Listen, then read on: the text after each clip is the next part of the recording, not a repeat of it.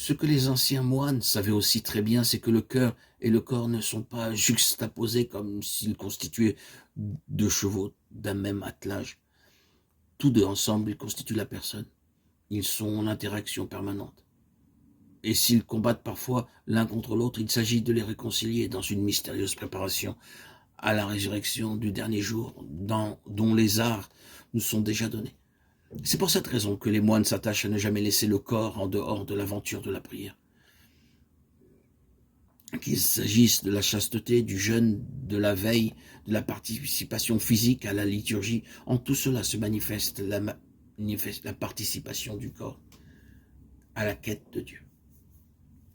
Que ces éléments aient été vécus comme une performance, une gymnastique et parfois comme une répression n'est hélas que trop vraie.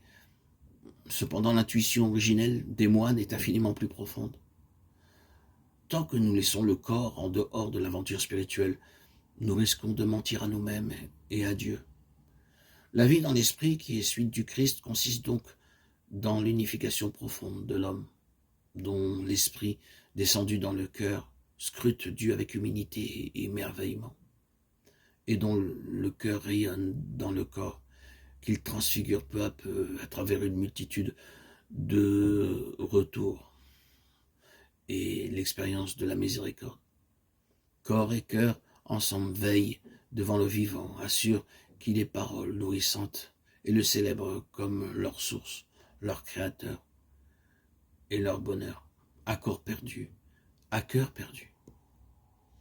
On comprend mieux à cette lumière l'aspect paroxystique de l'aventure de certains moines. Ces veilleurs ne sont pas des insomniaques, ni ces jeûneurs des anorexiques, mais ils ne peuvent pas ne pas poser des gestes fous qui expriment le désir de leur cœur. Trop souvent peut-être, ces gestes ont pris le dessus, n'ont pas été réglés par leur cœur et ont perdu leur sens. C'est l'origine d'un pharisaïsme polymorphe, qui a toujours été la tentation de la vie monastique. Il est toujours trouvé, toujours des moines doux et humbles pour établir l'équilibre et montrer le vrai chemin. Et ce chemin n'est pas autre que celui de tout baptiser. Paradoxalement, en effet, et à l'encontre de tant de poncifs et de lieux communs dont certains viennent du milieu monastique, rien n'est plus précieux dans la vie d'un moine que ce qu'il a en commun avec tous les baptisés, à savoir l'amour de Dieu et du prochain. Saint Bernard le disait avec force, l'humilité est plus grande que la virginité, et si la virginité n'est plus ordonnée à l'humilité, elle risque de devenir orgueil et sécheresse de cœur. On peut en dire autant de la pauvreté, de l'obéissance, du jeûne et de tout ce qui fait la charpente de la vie monastique. Tout cela est ordonné à l'édification de l'homme nouveau dans l'amour. Lorsque ces éléments perdent leur orientation profonde, ils sont pervertis, détournés.